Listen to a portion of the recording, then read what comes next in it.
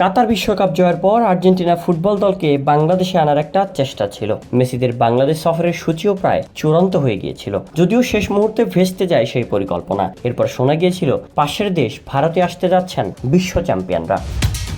14 বছর পর দ্বিতীয়বার ভারতে আসার কথা ছিল লিওনেল মেসিদের। চলতি বছরের অক্টোবরে মেসিদের কেরালায় একটি প্রীতি ম্যাচ খেলতে আসার কথা ঘোষণা করেছিলেন সেখানকার ক্রীড়ামন্ত্রী ভি আব্দুর রহিমান, কিন্তু সে আশায় গুড়ে বালি। কেন বাতিল হতে পারে মেসিদের ভারত সফর? কারণ হিসেবে উঠে আসছে আর্থিক সংকটের কথা।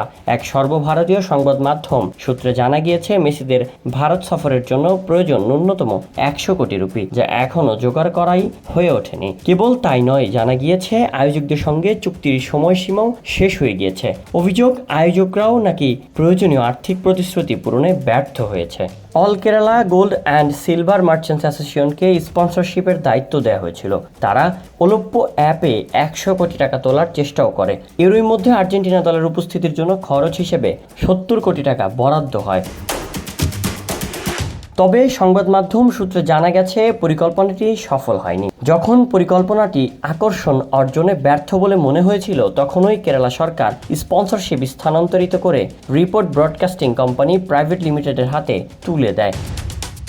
মার্চে কেরালার ক্রীড়ামন্ত্রী কোঝিকোড়ে এক অনুষ্ঠানে ঘোষণা করেছিলেন মেসি 25 অক্টোবর থেকে 2 নভেম্বর 7 দিনের জন্য রাজ্য সফর করবেন। একটি প্রীতি ম্যাচ খেলার কথা ছিল তার, পাশাপাশি ভক্তদের সঙ্গে ফুটবল নিয়ে কথোপকথনের জন্য একটি সভামঞ্চে 20 মিনিট সময়ও কাটানোর কথা হয়েছিল কেরালা সরকারের তরফে। যদিও এই মুহূর্তে মেসি সহ গোটা আর্জেন্টিনা দলের ভারত সফর নিয়ে অনিশ্চয়তা তৈরি হয়েছে।